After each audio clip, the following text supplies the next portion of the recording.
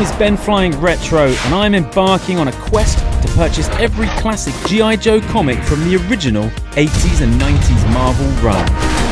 Warning. Hunting down individual issues from every corner of the globe in whatever order the universe decides to give me. Join me and my pal Steve every week as we discuss my latest find. Welcome to Chasing Joe. Chasing Joe. Hello and welcome to episode 2 of Chasing Joe, where we track a man collecting the original Marvel run, all 155 issues of the Hammerverse. Although scholars maintain there's 187, I'm BenFlyingRetro, joined as always by my good buddy Steve S.Jub7. Yeah, look at these. Those are my knees. I'm sat a little bit like Darth Vader in The Empire Strikes Back in his meditation chamber. You know what? Don't disturb me, S-Jubs. We are guerrilla podcasters, mate. We are just finding the little space here and there and everywhere to talk about the greatest comic run in the history of comic runs. Yeah, don't come to me about asteroids. They do not concern me, S-Jubs. Yeah, man. So how are you on this fine week, Ben? Has the postman been paying you many visits? Oh, he really has. I've just got back from the gym, and the gym is a very social place, and sometimes people ask what your goals are, and I've got to come back with them saying, I'm trying to get the torso of Quick Kick, and then they just glaze over.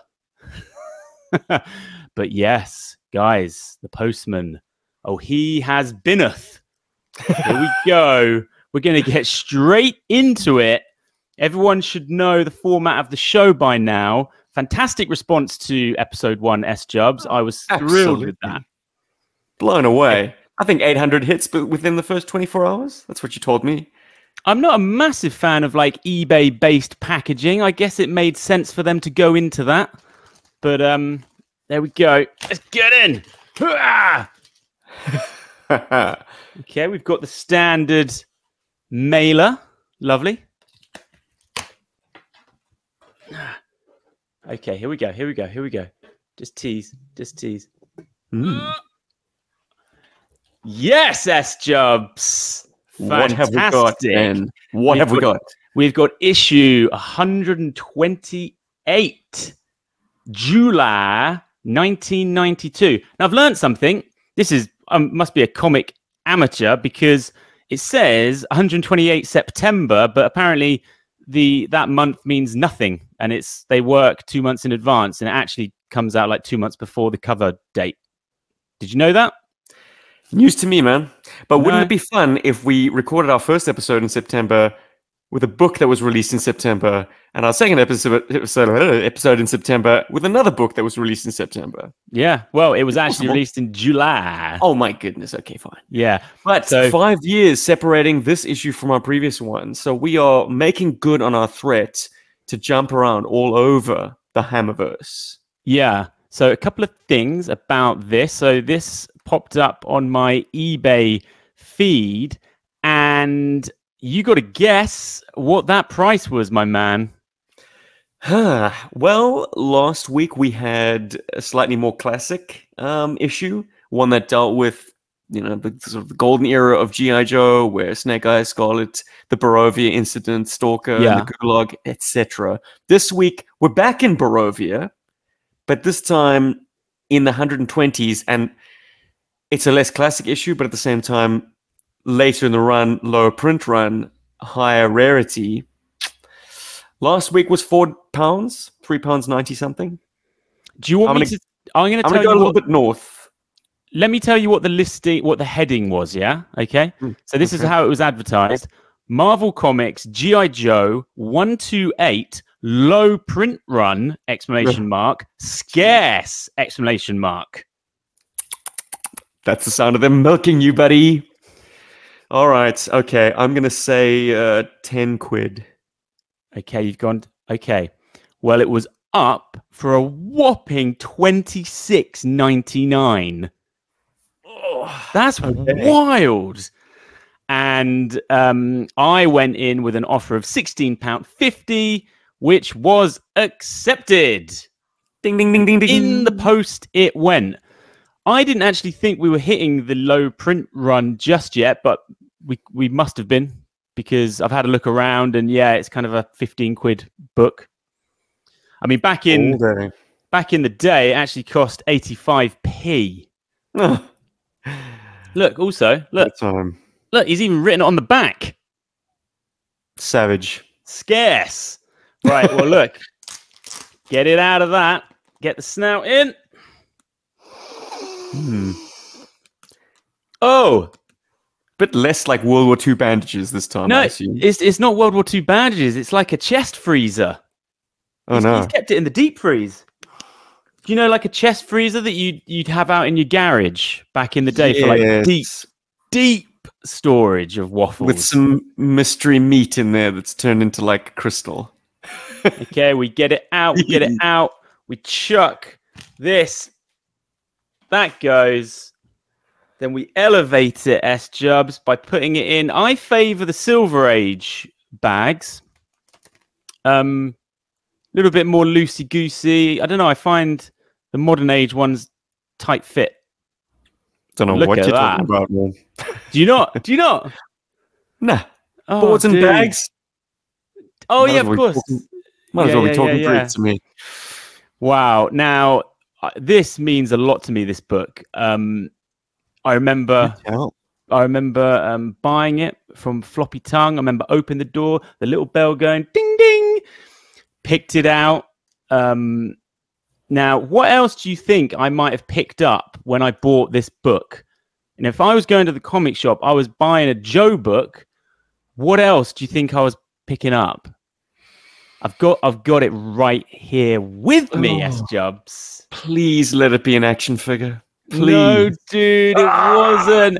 It was Star Wars Galaxy trading cards. I'd get about 6 packs of these bad boys. Now, I think this is what, 1992? These actually came out in 1993, but you get the idea. For sure. Look at that. That's sealed wax right there, bud. Never got into them, did you? Is it a game? Is it just a trading card? These are art cards, my man. Ooh. This is serious. No games. Serious. I ain't playing around with these Star Wars cards. Yeah. All right. Now, when I was designing that intro, I went through a lot of different mastheads or whatever you call this, like the insignia. Not too many of them have, corner box. Is it the corner box? Yeah. Yeah, corner box. Should we call it the corner box? Let's call it the corner box.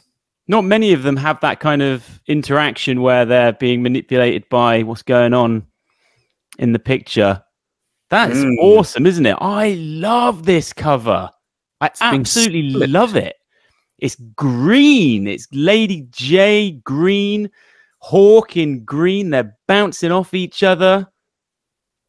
Kermit the Frog said it's not actually easy being green, but it doesn't actually look like they're having much fun there. No, Hawk's clutching his chest. That's pretty evident there. Under some heavy fire. He's been hit, man. Yeah, but I can tell that she is not picking targets there. That is very much just scattershot, letting people know that I'm here and I'm armed. You know? It almost feels like a remix of the cover that has Stalker and the Boys under fire. I think in that cover doesn't quick kick. He's been hit or something. Yeah, that's a lot of people's favorite cover, but that is heavy fire they are under. That is wild. For sure, man. But same setting. It's Barovia once again. Isn't that ironic? Our 2 first issues deal with the same geographical location. Love that. Have you seen Terminator 2? Bullet hole stitched across the GI Joe on the cover. Yeah, I love that. I love that. There's a scene in Terminator 2 where Sarah Connor is like, she's in Skynet, and I never understood as a kid why she does it, but there's all these like SWAT guys coming in, and she just like leans on the table and just goes dish, dish, dish, dish, dish, dish, dish into the air, and it's like it's just letting people know, hey, I'm here, I'm armed, so don't just storm in. And I feel like that's what Lady J's doing right there. She's just like, don't come any further, lads. Follow me. Don't follow my son, the future of the Resistance. Now, who have we got on pencils here? We've got Andrew Wildman. A real wild man. My very first GI Joe artist and a fellow Brit, isn't he, Ben? I didn't know that. I do believe Chief and Chris McLeod had the pleasure of interviewing him on Talking Joe way back when. I will find a link to that particular episode and drop it into the description below. Look at this. Beautiful. Lovely ad on the back. Game Boy Pirates, Thieves, and Maniacs. Hook, Soccermania, and Hudson Hawk. Presumably you had one of those AA battery guzzlers. The Game Boy? Yeah, for sure. Yeah. Okay. Any of those particular packs? No, none of those games. This book looks to be in really nice condition. It's a fine example. Now, when I open the first page, I'm hit with Winds of Change, which just makes me think of that Scorpion song instantly. You know the one? I'm a little bit older than you. But reaching back now, I had an older brother. I was benefited by. There it is. Yeah. Now look, what we are staring at right here is the ninjafication of GI Joe. Controversial, S-Jubs. I'm totally cool with it now. I have grown into it, and look, I've got some good buddies with me here today. Wait, I'm juggling. People don't like the way how I handle the books. See how I handle the plastic. Yeah, man. These guys. Dojo. Soft goods. I should be asking you, quizzing you on their names. Okay, what's his name? Wait, so these guys are buds, yeah? You could say that, yeah. Yeah, so what is it? Dojo and... come on. It's a tough one to pronounce. No one really has decided on the canonic pronunciation of his name, but as a child I used to say Tijbang, but I believe Shabang. Okay, Shabang. It's onomatopoeia spelled out. Yeah, they've all got their chops, chop sueys. Well, I'm the boss of you because I'm bringing Storm Shadow version 3. Yes. Slice and dice. Yes, look, I'm a V2 guy. I'm a V2 Rocket Storm Shadow guy. That's nice. That's nice. Fine. Yeah. Where does he fall for you? He would, ask me on a different day and I'd order them differently. There was a time when I heralded him as my number one, but that's okay. Fueled by nostalgia. He was my first Storm Shadow that I personally owned. Right. I only encountered V1 on a card back.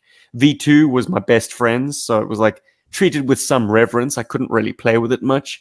So V3 was my baby. And I bought him on a family vacay to the UK, as it turns out. Left him on the tube. Oh, brutal. Crushed. After he survived the whole European trip. Greece was a blast with this guy in my back pockets. But yeah, on our way back out of Europe via the UK, as I say, he was left on a tube somewhere. I'd like to think he was riding the rails for a good couple of weeks after that. Maybe squirreled away in some corner. With his full complement of weapons, everything. Oh, yeah. When you're a child, like, you don't really take the weapons out much. They're in, and then the figure's in your pockets, and it's your buddy. But I got this particular example, I got him carded cheaper than you could buy a loose specimen. It was on a Spanish card. Didn't matter. Same figure. But, like, Ninja Force stuff went for a song. It's all flipped now. But there was a time when you couldn't give this stuff away. Yeah, I know. On card, no less. We're here. I firstly love this issue.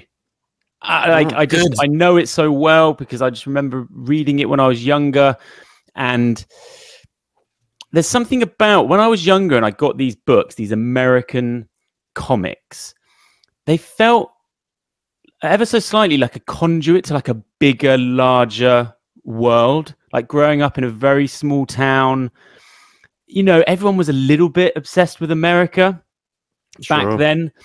And they did feel like a bit of a window into a larger world, even like, I don't know, with the ads and stuff like that. And I just have memories of like, even this issue, my mum would be maybe like late at night watching Dallas or in the 90s ER or something like that. And I would be like poring over my GI Joe comics with like the glare of the CRT television set kind of lighting them up.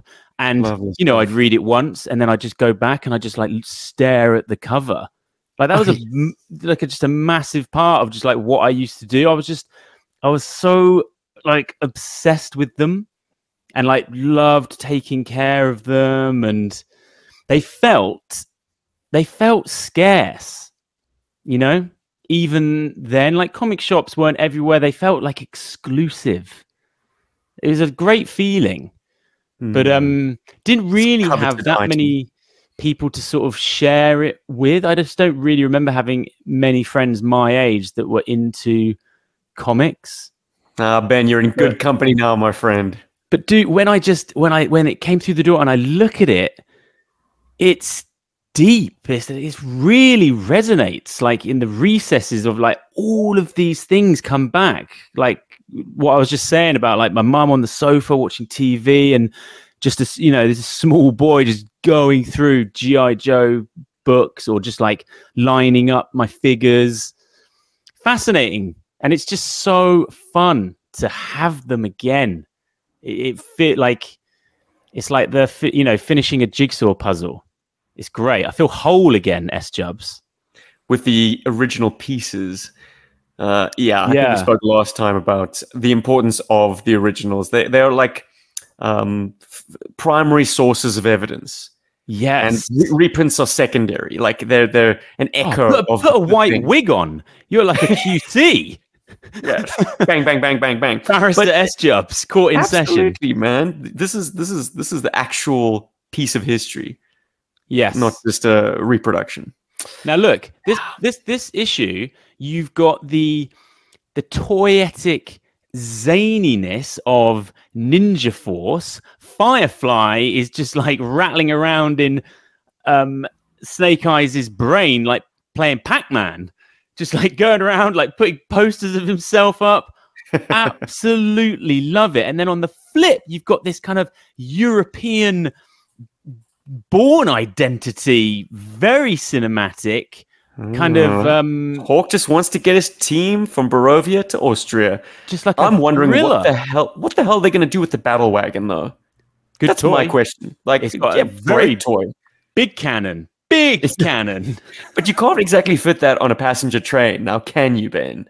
No, They're going to just ditch it in Barovia somewhere. I mean, they're going to have to destroy it, basically. There is just such a seriousness to this storyline. And then you've just got all this really fun, bright toys on pages with the Ninja Force stuff and some lovely throwbacks with Cobra Commander taking pot shots at Cardboard Joe's. Oh, yes. I found all of that stuff, them walking around the map, really funny. And Isn't it funny where Cobra leadership is at this point in history? You got Cobra Commander, he's back, it's the original. Yeah. But in his inner circle, you've got Cesspool, okay, leader of the evil eco warriors, fine, he's a character of some status. But you've got Zarana, and rounding out the quad is Road Pig. Tops off Road Pig with his split personality, switching between eloquent Donald and absolutely bruiser Road Pig. But this is lost. Well, I know. Until Mindbender makes a reappearance, this is dire. Baroness is off canoodling with Destro, so he's got to make do with the B team, or the C team, as it were. Yeah, you really feel Cobra Commander's frustration. He's just like, well, I want a piece of that. I want a piece of Asia. I want a piece of Russia. He wants everything. This is some proto-Google Earth. He's got this amazing holography of real-time holography taken from satellites of the planet. It's like live updating. This is 1992, and he's able to like have this VR environment that recreates the globe. Cool. Hey, I'm a Like Command and Conquer on that. fan of Cesspool, though. Oh, good. Love Excellent. him so Nice. much, but that's grown. Like, he is so awesome. Okay, what about Cesspool? Tell me. Sorry, my phone keeps ringing. Don't they realize I'm doing episode 2 of Fools, Chasing I tell Joe? you. Clearly, we need to do this show live. Then maybe they'll get the message Yeah, maybe because of our awesome popularity. I didn't really ask you when you see that cover, when you see this issue, do you have any specific relationship to this issue? Like, sometimes they're not going to mean anything, but this one means something to me. Does it have anything over you? Well, the random nature in which I collected, this is one of the issues that was falling through the cracks. So I have issues on either side of this, and I was able to kind of piece together what happened. I mean, I have the Transcarpathian situation with the battle wagon, the Badger, and the Brawler. And then I've got the later issues where they are assaulting the pit, where Cobra Commander is making good on his threat at the end of this issue to head over to Utah and tear GI Joe a new one. But I didn't have this specific issue.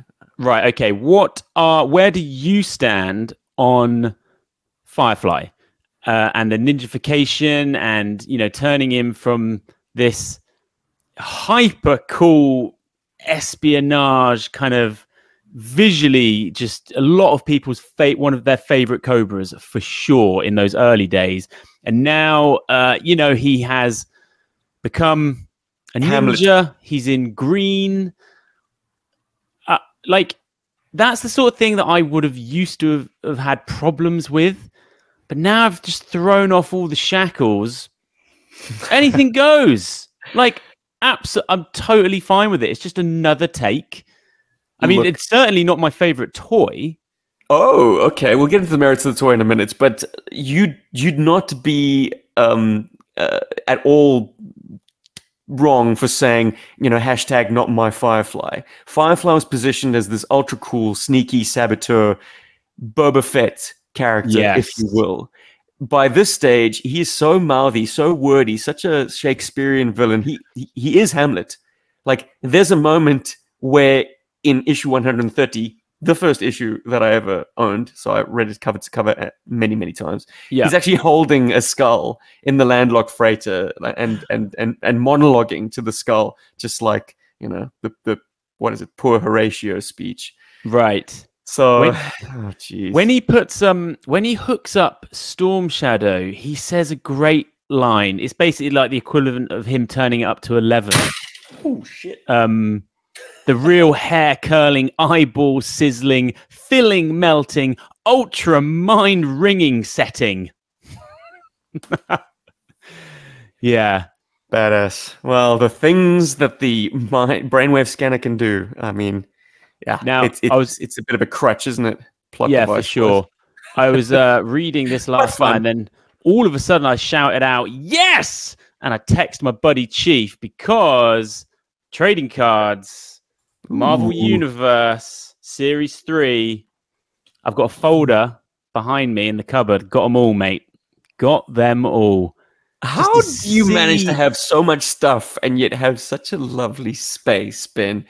The master somehow squirreling it all away, making your house look neat. Yeah. It's just little things like that I'm not expecting, and then that elevates me, and then I text someone about it. And these books can take you on a journey, S-Jubs, a journey through time. And we spoke about that last episode. But you are time traveling for 15 minutes. Look, I've got a lot of snares and Mega Drive stuff in here. It's interesting, isn't it? Because advertising in your current time is never particularly that interesting. But who would have thought 30 odd years, almost 40, we'd be talking about ads and actually being interested in them? It's strange. Because when I read a modern comic, I'm just like, ugh, ads. But these nostalgia tinted glasses, yeah, that's a very valid point. Yeah. Now, Hey, I'd like to think I was pretty excited about print ads in a comic book back then as well. yes. They weren't as groan-inducing as... In fact, you know what? As a Well, it was child... things that you were into, so... But as a child, even commercials on TV with really banal jingles, like, they were sort of celebrated. Like, I guess TV was so not on demand. It was so, like, regimented. Like, you're getting your dose of TV. Whatever the broadcaster is choosing to show you, that's what you're gratefully, gobbling up. Even the commercials. Whereas now, on YouTube, I can't wait to hit that skip button. There is nothing in advertising that I'm dying to endure. Yeah, for sure. So I did get a cheeky little pickup this week. This was totally spontaneous. My GI Joe, like basically in this house, there's toys everywhere, and you could be doing something and you could just look down and you could see, I don't know, you could see Toxo Viper's backpack. That wouldn't be unusual in this house. Like in the corner or something, like, I don't know, how did that get there? And I've been treading on this for weeks now. Weeks. I keep seeing it. I just like moving around the house. It's so specific. I'm like, and then every time I see it, I was like, it burns me. I don't have the figure that goes with it. And I was like, what is it then? What is it you have in your hand? And I was like, I'm remedying this. And also, Snake Eyes version 4 features in that issue. So I got him. I bagged him. Yo, pound that snake, boy. I had all his weapons, so I didn't need to search too far. A few annoying things have happened. So I got him out of the packaging. He was packaged fine, but the seller had put him in a stand. No. And he'd wedged that heel in, and I just saw his heel rattling around. I was like, no. So I super glued that. That was, that's fine. And then I started to try and put his weapons in, and both his thumbs are cracked, snapped. They're still there, but he can't hold anything. But yeah, still, I absolutely love this figure. Something about those orange goggles bouncing off of all of his orange weapons, the color pop. But my goodness, his pants are so glossy. They're unbelievable. The shine on them is absolutely insane. Oil slick. Yeah, he's equally at home in like an intense firefight, but also at the discotheque. And the paintball arena. This is lovingly referred to as paintball mask Snake Eyes. Oh, okay. Doesn't he? I've got these memories of like a Sunbow cartoon where he's breakdancing. Oh, yes. What's Pyramid that of about? Darkness. The adventure Pyramid he of goes Darkness? on. Yeah, the adventure he goes on with Shipwreck into the seedier parts of Enterprise City. They run into a cabaret singer called Satin and join her on stage. Satine, okay. For a rendition of The Cobra Who Got Away. They join a kick line, and Snake Eyes starts breakdancing. But more interesting than that, Timber becomes his hype man, gets up on his hind legs and just starts grooving in the background. What a scene. What a use for Snake Eyes in the cartoon. Is Timber only version 2? Within the original, in the 1982 to 1994 run, it only came with version 2. Yeah, okay. You get a few Timbers in the modern era. Yeah. Crikey, I absolutely love him. I remember not being that into him initially when I was younger. I was like, what's this? He's so different, but he screams like an urban environment to me. That's where I'd have him. I'd have him in the city, in firefights, less ninja-based with this guy. I love the gun he comes with is awesome. It's got a hella silencer on it. Woo! What the hell is it? Is it a silencer? Well, it's just some kind of barrel shroud. Do you not think it is then? It's anybody's guess as to what this gun actually is. It is pure, utter 90s rubbish. This is something that This is something that a comic book. It's funny. This is quite circular. It brings us back to this issue. Andrew Wildman comes from like the Rob Liefeld school of drawing guns. So left to his own devices, he comes up with these blocky, weird, like pseudo guns, but not anything from the real world. You can see when Larry Hama has briefed him on what weapon to use. This is something that Larry does often with his artists, because you see, just flicking back, this gun that they use to shoot Hawk. Okay, Hawk takes a shot in this issue.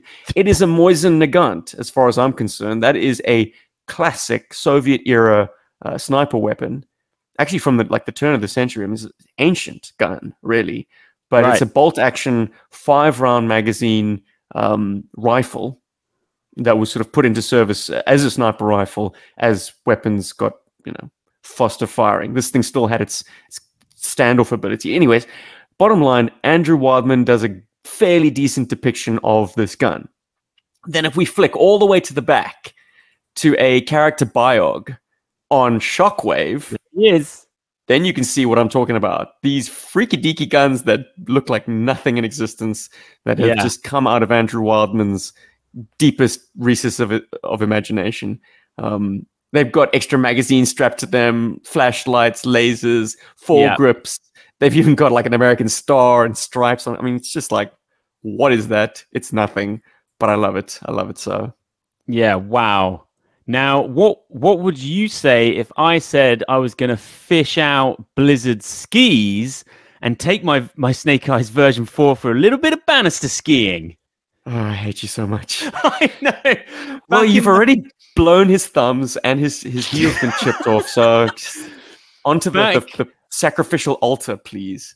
Back Goodbye, when me and S-Jubs first kind of met each other on the interwebs, I sent him a video of me and my son with version 3 Snake Eyes. Your favorite version, I think. Once again, ask me on a different day of the week. I'll give you a different answer. Okay. But yes, and we were 1989 Snake Eyes. I was like, oh, S-Jubs likes G.I. Joe. I like G.I. Joe. I'll send him this. And down he went, the banister. And then he smashed and his crotch blew out. And I sent that to S-Jubs thinking that he was going to be like, oh, amazing. He was like, you savage. What are you doing? Well, Ben, this is your childhood Snake Eyes. You were playing, and fantastic. Like, that's an amazing level of like self-sacrifice. I don't know, but it's your it's your childhood one, dude. Yeah, I let Elliot play with my toys all the time, but I curate what he can have full access to. Like the stuff that he can drag around in the garden is not my nearest dearest. That stuff he handles with parental supervision. I was so surprised that when I put the swords in there, though, that his thumbs went, because I don't know, is there a different type of plastic? He looks so solid and they just went like butter. They could have already been cracked, in fairness, obviously. I think that's probably what it was. The astonishing thing about version 4 Snake Eyes for me is that I've always been able to stretch his thumbs and squeeze them.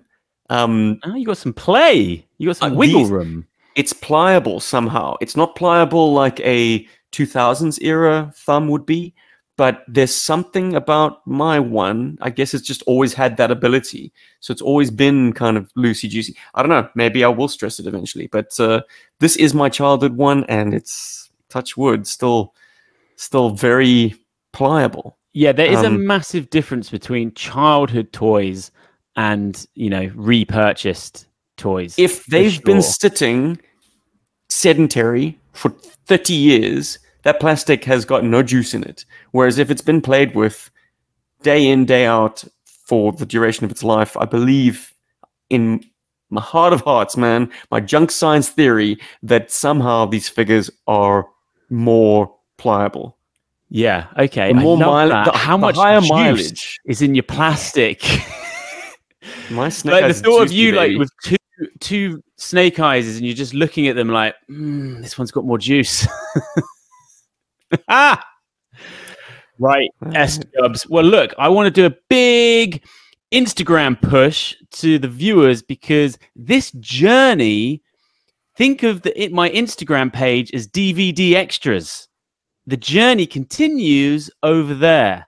So I want to drive people over there because I want to interview the postman. I want to be walking on the street and getting people to smell my comics. You know, might spend a night in the prison for that, buddy. This is full transmedia. This is like what's it? This is like Shadows of the Empire 360. Yes. It's the film without a film. Yeah, don't expect us to shoot a movie. No, Jason Joe. But although we'll give you a soundtrack, a comic, and a book, and a video game. Oh, and toys. Yeah. So I think that about does us, doesn't it, S-Jubs?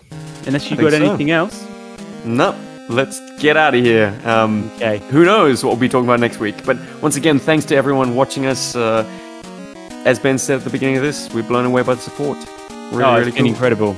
Yeah, super cool. Hopefully they didn't just stick around for the intro. Yeah. I think I'm going to do more stuff, though. I want to make more content, more Joe-based content, because people really have responded to that in a wild way. So that's great. It was certainly worth spending a bit of time doing it, wasn't it? I think. Put your useless knowledge to work, man. Yeah. You know Joe. You know Joe. I do know Joe. Proud That's of you, what boy. I'm trying to say. I was timid on talking Joe. I was timid. Throw the shackles aside. No, I'm a wild man now. Wildman. Andrew Wildman. Yeah. Okay. See you later, S-Jubs. Yo, Joe.